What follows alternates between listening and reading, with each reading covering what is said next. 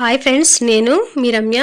ఈరోజు నేను మైదా పిండితో డైమండ్ చిప్స్ చేసి చూపించబోతున్నాను.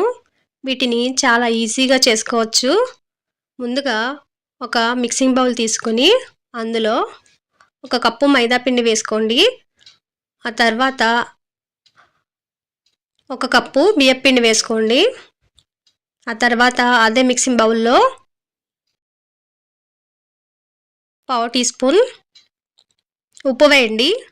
ఉప్పు వేసుకున్న తర్వాత ఒక టేబుల్ స్పూన్ నల్ల జీలకర్ర వేయండి. తర్వాత ఒక స్పూన్ వాము వేయండి. వాము వేసిన తర్వాత ఒక స్పూన్ నెయ్యి వేసుకోండి. ఆ తర్వాత అదే బౌల్లో ఒక టేబుల్ స్పూన్ కారం వేయండి.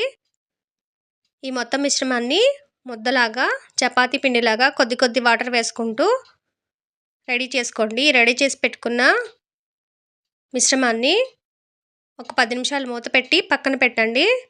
పక్కన పెట్టిన తర్వాత పిండిని చిన్న చిన్న బాల్స్ లాగా చేసుకోండి. ఆ తర్వాత పిండిని చపాతీ పిండిలాగా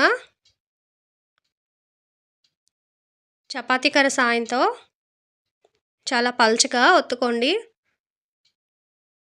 ఈ చపాతీ పిండిని ఒత్తుకున్న తర్వాత వాటిని ఒక చాకుతో డైమండ్ షేప్లో కట్ చేసుకోవాలి.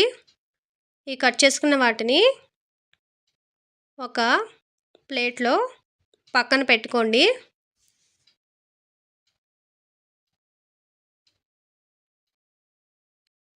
ఇలా ఒక్కొక్క పిండి ముద్దని చపాతీ పిండిలాగా ఒత్తుకొని వాటిని డైమండ్ షేప్లో కట్ చేసి ఒక ప్లేట్లో తీసుకుని పక్కన పెట్టుకోండి.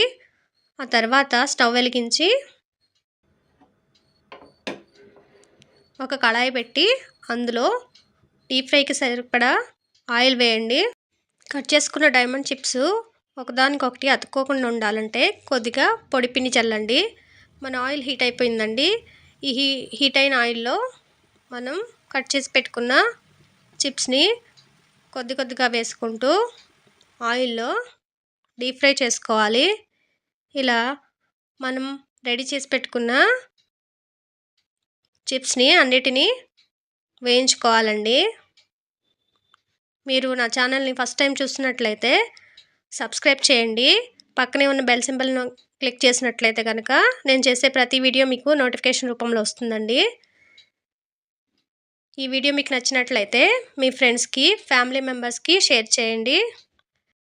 మన డైమండ్ చిప్స్ రెండు వైపులా ఫ్రై అయిపోయాయండి. వీటిని మనం ఒక ప్లేట్లో తీసుకొని పక్కన పెట్టుకుందాము. ఇలా మనం ముందుగా రెడీ చేసి పెట్టుకున్న